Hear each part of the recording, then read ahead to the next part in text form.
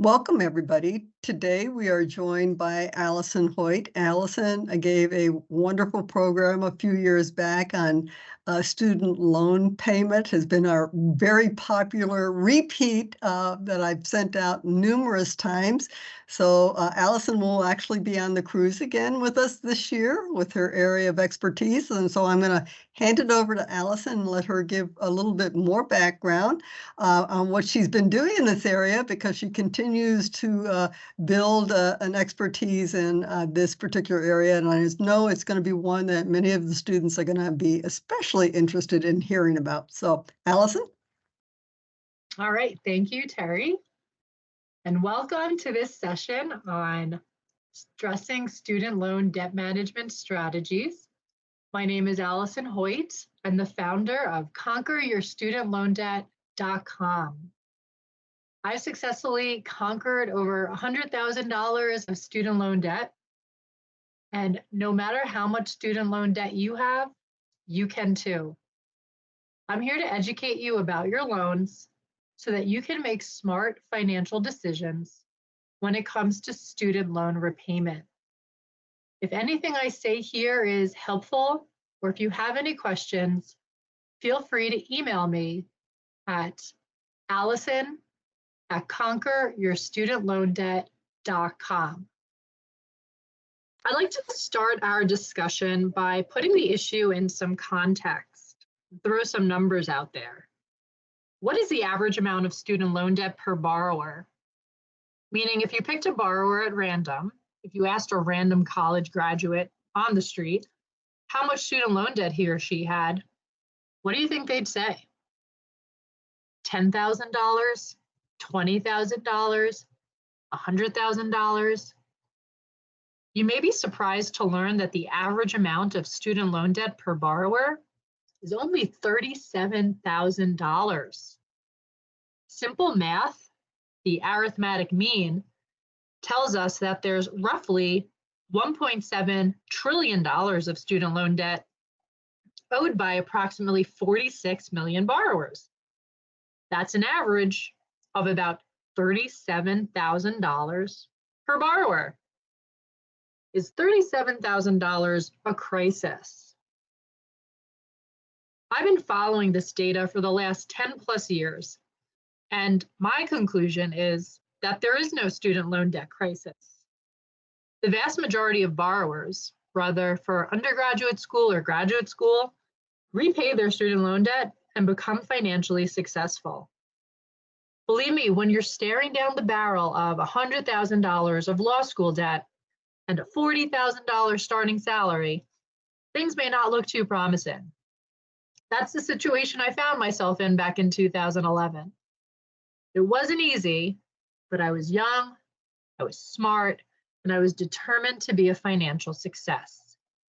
The information I'm going to share with you today was instrumental in my success, and I hope it can help you too. And finally, let me share with you some statistics that don't get talked about as much. What do you think the average net worth of a college graduate is? The average net worth of a college grad is about $2 million. And 45% of college graduates between the ages of 55 and 64 are millionaires. That's 45%. So be patient, give it some time. You all have very bright futures ahead of you. Managing your student loan debt prudently can start you on your course to financial success. So here's the agenda for our discussion. First, we'll examine how you got here and the various loans available to undergraduate students, graduate students, and parents. Then, the most important part of this discussion, we'll explore the various ways you can get rid of your student loans. We'll talk forgiveness programs and repayment plans.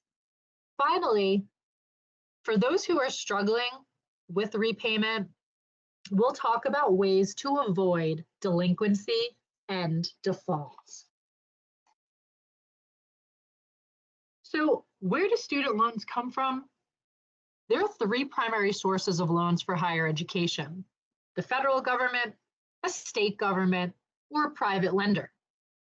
If you need to finance your higher education, the first place I would have you look to borrow from is the federal government.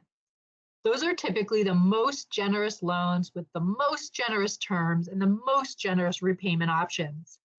Simply by filing the FAFSA, you become eligible for loans from the federal government through the William D. Ford Direct Loan Program. If a state government provides loans for higher education, I'd advise you to do your homework to determine if getting a loan from your state government is more advantageous than getting a loan from a private lender like a bank or educational institution. Typically, young people right out of high school will require a cosigner to get a loan from a private lender. Since over 95% of the nearly $1.7 trillion of outstanding student loan debt is federal debt, we'll spend some time understanding the three different loans available from the Direct Loan Program: subsidized, unsubsidized, and plus loans. A subsidized loan is only available to undergraduates with financial need as determined by the FAFSA. These are very unique and valuable loans that really don't exist outside of the student loan program. They're so unique and valuable because the interest on the loans is subsidized while you are in school, at least half time, during a grace period, and during a deferment.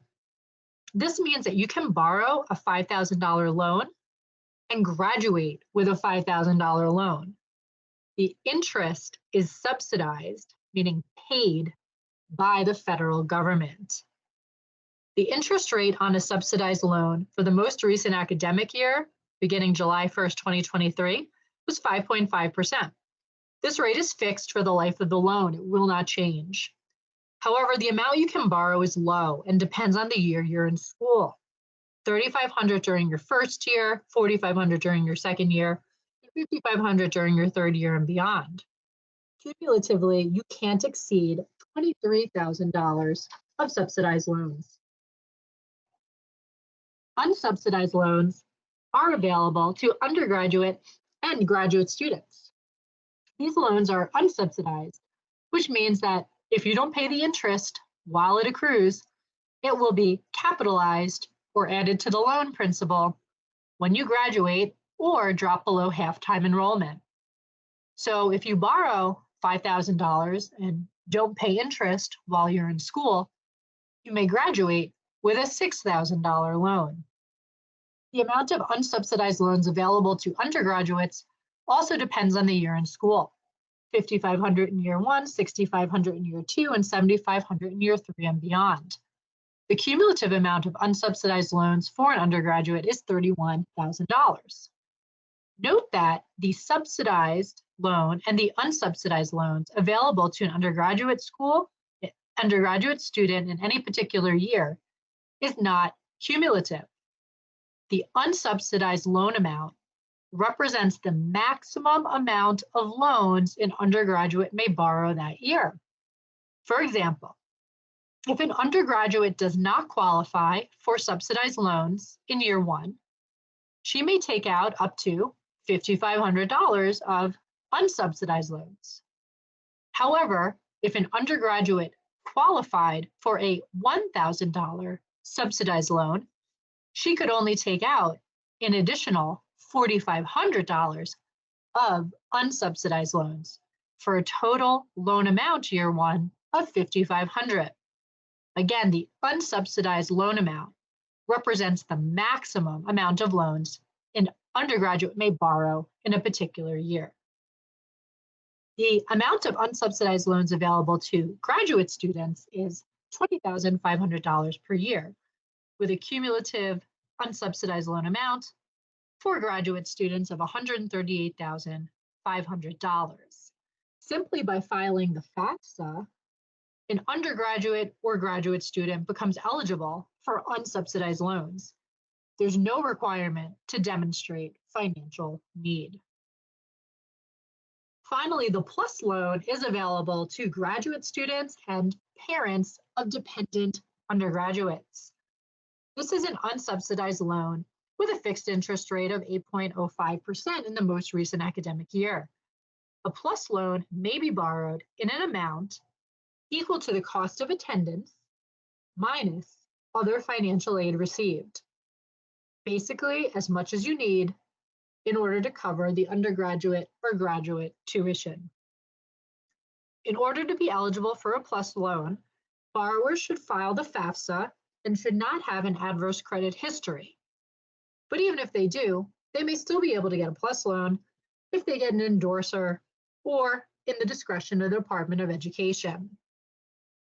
Note that Parent PLUS borrowers are only eligible for 4 repayment plans, the non-income driven repayment plans. If they want an income-driven repayment plan, they will have to consolidate their loans, and the only income-driven repayment plan they're eligible for is the Income Contingent Repayment Plan, ICR. All right, we're just getting warmed up. Before we continue, I'd like to do a 3-question knowledge check. I'd like you to pause the video on this slide and answer these 3 questions. Just talk out loud to yourself. If you can't answer these questions, click back in this video to my prior discussion as it has the answers to these 3 questions.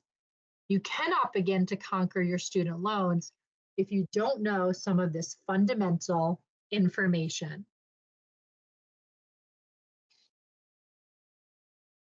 All right, let's get into the good stuff. How do we get rid of student loans? For the vast majority of borrowers, satisfying forgiveness programs or choosing the right repayment plan will be of utmost importance. There are 2 major forgiveness programs sponsored by the federal government: Teacher Loan Forgiveness and the Public Service Loan Forgiveness Program. If a borrower is a highly qualified teacher and teaches full-time for 5 consecutive years in a low-income school or educational services agency, a portion of their subsidized or unsubsidized loans, not PLUS loans, are eligible for forgiveness, up to $17,500 for secondary math or science teachers and special education teachers at any level. For all other teachers, up to $5,000 of their subsidized or unsubsidized loans can be forgiven. Borrowers can see if their employer qualifies by searching the teacher cancellation low-income directory, available via the link on the slide. The more generous forgiveness program is the Public Service Loan Forgiveness Program. The PSLF encourages borrowers to work for an extended period of time in public service employment. And in return, after 10 years, any loans remaining are forgiven. The 10 years, technically 120 qualifying monthly payments, do not have to be consecutive. Who is a qualifying employer for PSLF? The US government, any state or local government, the AmeriCorps, the Peace Corps, 501c3 tax-exempt organizations like the Girl Scouts, the Nature Conservancy, Habitat for Humanity, or the American Heart Association, and certain nonprofits that provide qualifying public services. For example, public health, public education, or public safety. You can use the link on the slide to determine if your current employer qualifies. Remember, what matters is who your employer is, not the job you have. The example I always give is that the janitor at the public school will be eligible for public service loan forgiveness because he or she works for a qualifying employer. You likely want to be in an income-driven repayment plan if you're aiming for public service loan forgiveness. And when you have the requisite 120 qualifying monthly payments, you need to submit an application for forgiveness. This application is also available through the link on the slide. Whether or not you're eligible for a forgiveness program, the most important decision you'll make will be your repayment plan. If you don't make a selection, you will default into the standard repayment plan. Note that you don't need to have one repayment plan for the life of your loan. You can generally switch repayment plans at any time. There are currently 8 repayment plans available to direct loan borrowers. I think it's helpful to think of them in 2 groups: the non-income driven repayment plans and the income driven repayment plans. The non-income driven repayment plans do not use your income to determine your monthly loan payment. The non-income driven repayment plans are the standard, the graduated, and the extended repayment plans. Whereas the income driven repayment plans use your income to determine your monthly payment. The income driven repayment plans are the income contingent, income based, pay as you earn, and saving on a valuable education repayment plans. The link on the screen to the loan simulator is a helpful link. If you enter in all of your student loan information, you'll see what repayment would look like under all repayment plans you're eligible for. You'll be able to compare the monthly payment, the cumulative amount repaid, and the time in repayment. This is a good tool to use when deciding between repayment plans. Let's learn a little bit more about the different repayment plan options available by using a hypothetical borrower. This borrower has $47,500 of student loan debt. Some of that is undergraduate and some is from graduate school. She got a great job after graduation, and her adjusted gross income, AGI, is $75,000. We'll take a look at the non-income driven repayment plans first. Remember, these do not consider income when determining a monthly payment.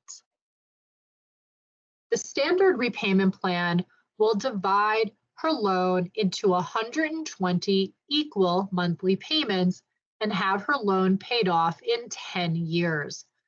The standard repayment plan results in a relatively high monthly payment, but oftentimes the lowest cumulative amount repaid. Another option is the graduated repayment plan, which will also have her loans paid off in 10 years. Monthly payments will start out lower than under the standard, but will increase every 2 years. They will never be more than 3 times the initial payment. The cumulative amount repaid under the graduated plan is slightly more than under the standard. Borrowers with over $30,000 of direct student loan debt can choose one of the extended repayment plans, which are generally variations of the theme of the standard and the graduated repayment plans, but stretch repayment over 25 years.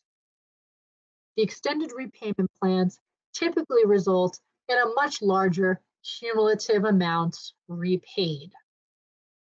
The monthly payment under the extended standard looks to be $311, and the monthly payment under the extended graduated plan will start out lower than under the extended standard and will raise every 2 years. Alternatively, our borrower can consider income-driven repayment plans. Note that our borrower doesn't qualify for one of them, IBR, income-based repayment, because she doesn't have a partial financial hardship defined by the IBR plan. However, she does have a partial financial hardship as defined by the pay-as-you-earn repayment plan.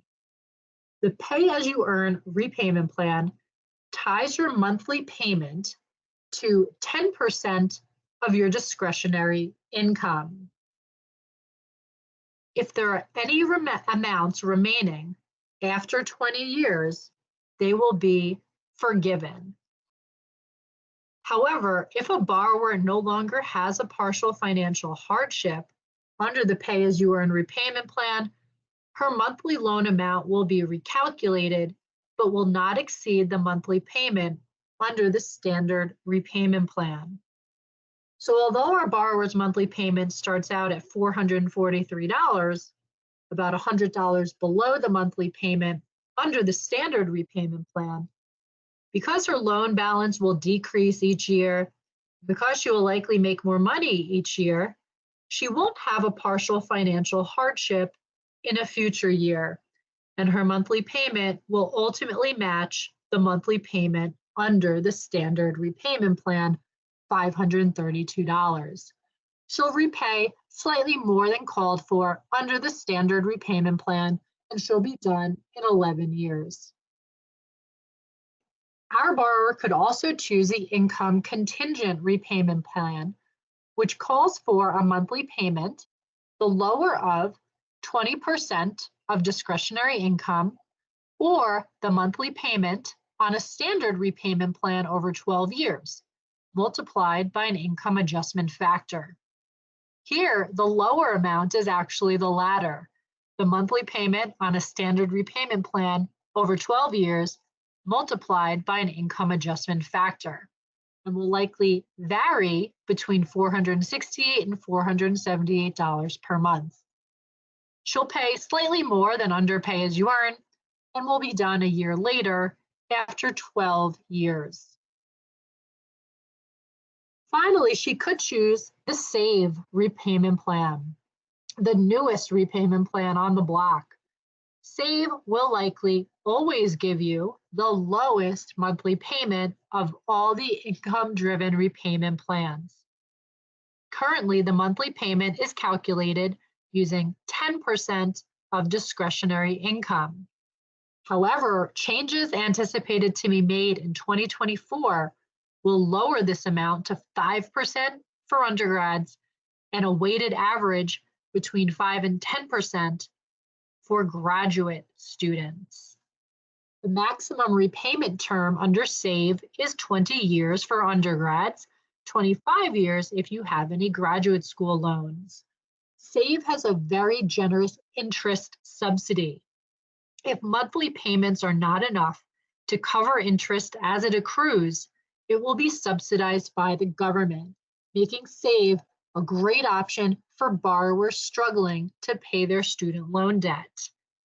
Also, SAVE is the first income-driven repayment plan, I believe, that can autofill your data from IRS records if you authorize them. With every other income-driven repayment plan, you have to submit paperwork every year recertifying your income and your family size so that your monthly payment can be recalculated. With the SAVE plan, this can be done automatically. So what's the best repayment plan for our borrower? Well, it really depends. Is she aiming for forgiveness under one of the forgiveness programs? Does she value a consistent monthly payment? Or does she like the idea of a monthly payment tied to her income? How important is it to her to keep her cumulative amount repaid low? And how important is it to her to get out of debt quickly? There is no right answer to this question. The right repayment plan is going to depend on the unique goals of the borrower and his or her financial situation. Okay, as I mentioned, the vast majority of borrowers repay their student loans without a hitch. However, some borrowers do run into periods of time of financial strain and may need some help managing their loans. Being in the right repayment plan isn't enough. Having the lowest monthly payment just isn't working. How do these borrowers avoid delinquency or default? Delinquency is a late payment. delinquent federal loans are reported to credit bureaus after 90 days. Private loans report delinquency after 30 or 45 days. Late loan payments can reduce a borrower's credit score, which will have negative implications for future loans the borrower wishes to take out, such as a car loan or a mortgage. Late payments typically stay on the borrower's credit report for 7 years. If a payment is more than 270 days late, you go into default, which has a host of negative consequences that we'll talk about in a few slides. So what tools do borrowers who are struggling have at their disposal? The first tool a borrower can look to is a deferment. A deferment allows the cessation of principal and interest payments, typically for 12 months at a time, but ultimately it depends on the type of deferment. Interest will accrue on unsubsidized and plus loans during a deferment and will be capitalized at the end of the deferment if not paid prior thereto. I want to call out the bottom 4 types of deferments, which are very helpful for people who are going through a hard time. A borrower can ask for a deferment for as long as he or she is getting treatment for cancer. If a borrower is enrolled in a rehabilitation training program provided by the Department of Veterans Affairs or a state agency, and the borrower is receiving services for vocational rehabilitation, drug abuse treatment, mental health treatment, or alcohol abuse, they can request a deferment for the length of a rehabilitation training program or rehab. A borrower may receive an unemployment deferment if they're receiving unemployment benefits or if they're seeking and unable to find full-time employment. An unemployment deferment is received 12 months at a time and can be received for up to 3 years. And finally, a borrower may receive an economic hardship deferment, also for 12 months at a time for up to 3 years. A borrower is eligible for an economic hardship deferment if he or she is receiving a means-tested government benefit like Medicaid, SSI, temporary assistance for needy families, supplemental nutrition assistance program, or if the borrower is working full-time but has an adjusted gross income less than 150% of the poverty guideline or minimum wage if greater. The second place a borrower can look to avoid delinquency and default is a forbearance. Although a forbearance can allow the cessation of monthly principal and interest payments, just like a deferment, a forbearance can be more flexible than a deferment and can be crafted to extend the time for certain payments, to temporarily make smaller payments, or perhaps to allow the cessation of principal and interest for only a handful of months. Like deferments, interest will continue to accrue on any unsubsidized or plus loans during a forbearance and will be capitalized at the end if not paid earlier. I want to highlight the bottom 2 types of forbearance. If your monthly payment on your loans is 20% or more than your total monthly income, you automatically qualify for forbearance. This is a mandatory forbearance, and there is no 3-year limit. The final type of forbearance, which I've labeled other, is what's known as a discretionary forbearance. Whether or not to grant this forbearance is entirely in the discretion of your loan servicer. And your loan servicer may grant you this discretionary forbearance due to poor health or any other acceptable reason. Maybe it's health reasons, job reasons, family reasons. The point is, if you're working with your loan servicer, they can grant you this relief for any reason they find compelling. This type of forbearance can be granted for up to 3 years. If a borrower is delinquent on their loans and have exhausted all deferments and forbearances for which they're eligible, they still have one more trick up their sleeve. they can consolidate. A direct consolidation loan is a brand new loan that is taken out that repays pre-existing loans. If you're delinquent or late on your pre-existing loans, if you consolidate, you have a brand new loan and will be current on your new consolidation loan. To give you an aggressive example, if a borrower is more than 270 days delinquent, he or she will default. But if that borrower is 270 days delinquent and consolidates, he or she will avoid default and be current on their new consolidation loan. A consolidation loan allows a borrower to combine their outstanding loans into one loan and only make one monthly payment. The types of loans that can be included in a consolidation loan include the subsidized loan, unsubsidized loan, and plus loan, as well as the Perkins loan and the Federal Family Education Loan consolidation loans, not private education loans. And note that plus loans received by parents cannot be consolidated with a student's loans. When you graduate, you may have 8 or more different loans that were dispersed to you each semester, and you'll have to make 8 or more different monthly payments. This consolidation loan will allow you to trade all 8 loans for one loan with one monthly payment. Be careful. Use a consolidation loan only in an emergency. Unfortunately, I find that many borrowers have wasted this valuable benefit because they couldn't get organized. And I feel like the Department of Education and the loan servicer employees who are well-meaning encourage consolidation. There are 3 situations where a consolidation loan can make sense.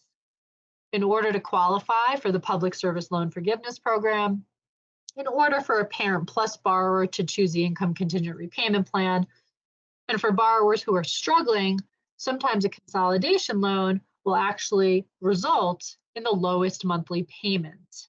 But my general rule of thumb is don't consolidate. As a borrower, you should be able to handle making payments on 8 different loan disbursements. By consolidating, you're removing some potentially effective debt management strategies, such as paying off the loan with the highest interest rate first, or paying off the loan with the lowest balance first. And by consolidating, you end up paying slightly more each month and over the life of your loans due to the rounding of the loan interest. I think many more borrowers would be served if we thought of consolidation as something to use in case of an emergency. Finally, if you've exhausted all available deferments and forbearances, once you're more than 270 days delinquent, your loans go into default. Once in default, your loans are accelerated, meaning that they are immediately due and payable. At this time, you have 3 options. You could pay them back in full, which is highly unlikely, but possible. The 2 more realistic options are to consolidate or to rehabilitate. If you already have a consolidation loan, you won't be able to consolidate to get out of default unless you're able to add at least one other loan to that consolidation loan. If you do consolidate to get out of default, your record of default will be on your credit history for 7 years. You could rehabilitate your loans to get out of default. You have to make an effort. You have to make 9 payments on your loan within 20 days of their due date and make all 9 payments within 10 months. Your monthly payment will likely be 15% of your discretionary income or some other amount. If you successfully rehabilitate your loans, any treasury offset or wage garnishment will end, and the record of default will be removed from your credit history. So once you default, you're also at risk for treasury offset and wage garnishment. What does treasury offset mean? It means if you think you'll receive a tax fund next year, you probably won't. The government will keep it and applies those monies to your loans. If you receive any other government benefits, they will likely be reduced to repay your loans. As far as wage garnishment, your employer will be notified that he or she has to send a portion of your wages to the government to repay your loans. That will likely not make the best impression on an employer. Finally, borrowers who are currently in default have the ability to use the Fresh Start program to get out of default. Fresh Start offers borrowers another chance to rehabilitate their loans. It's a one-time temporary program from the U.S. Department of Education that offers special benefits to borrowers with defaulted loans. If you know anyone who has defaulted, this is the time for them to act. We're not sure how long the Fresh Start program will last, but it will be to their advantage to give it another go. To enroll in Fresh Start, you need to contact your loan holder. All right, I hope you've enjoyed this discussion. In summary, there is no student loan debt crisis. The Direct Loan Program is an exceptionally generous loan program that has numerous levers for borrowers to pull in case they encounter hardship. The majority of borrowers will repay their student loans and become financially successful. Repaying their loans in the most financially prudent manner, given their circumstances, will be the challenge. I hope I've given you some things to think about and some useful information that you can take with you to help you, your friends, your family repay your student loan debt. Remember, if anything I shared here is helpful, or if you have any questions, please email me at allison@conqueryourstudentloandebt.com.